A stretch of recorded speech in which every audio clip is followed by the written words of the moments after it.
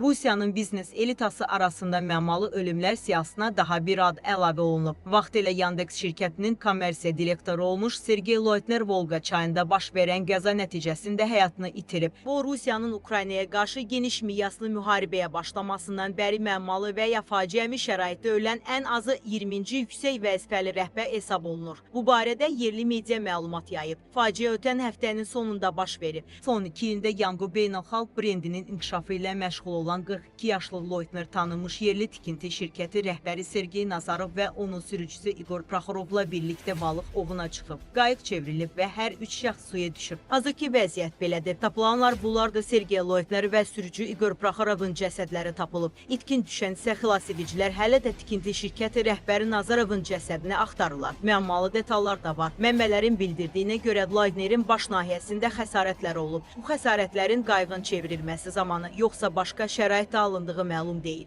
2022-ci ilin fevralından bəri Rusiyada iri şirkətlərin rəhbərləri arasında qeyri-adi dərəcədə yüksək ölüm halları müşahidə olunur. Xüsusilə enerji və texnologiya sektorlarında Loytnerin ölümü uzun bir silsilənin son halqasıdır. Gazprom ətrafındakı ölümlər. Bu silsilə 2022-ci ilin yanvarında Leonid Şulmanın ölümü ilə başladı. Daha sonra Gazprombankın vitse-prezidenti Vladislav Abayev və ailəsinin meyitləri Moskvada, Aleksandr Tyulyakovun meyti isə Sankt-Peterburg yaxınlığında tapıldı. Lukoylun lənəti şirkət bir neçə yüksək vəzifəli rəhbərini itirdi. Ravil Maganov mərkəzi klinik xəstəxananın pəncərəsindən yıxılaraq öldü. Onun davamçısı Vladimir Nekrasov qəfil ürək çatışmazlığından həyatını itirdi. 2024-cü ilin martında isə vitse-prezident Vitali Robertus vəfat etdi. Pəncərələr və hündür mərtəbəli binalar böyük hündürlükdən yıxılma halları təkrarlanan ssenariyə çevrilib. Mikhail Rogachev 2024-cü ilin oktyabrında bu şəkildə öldü. Transneftin vitse-prezidenti Andrey Badalov isə 2025-ci ilin iyulunda Rublyovkadakı binanın 17-ci mərtəbəsindən yıxılaraq həyatını itirdi. Bu hadisələrin coğrafiyası yalnız Rusiya ilə məhdudlaşmır. 2022-ci ildə Novatek şirkətinin keçmiş yüksək vəzifəli rəhbəri Sergey Protasinya İspaniyada güllələnmiş vəziyyətdə tapılmışdır. Rəsmi versiyalarda əksər hallarda qəzalar, intiharlar və ya qəfil xəstəliklər göstərilsə də, bu ölümlərin sistemli xarakter daşıması beynəlxalq müşahidəçilər arasında ciddi suallar doğurur.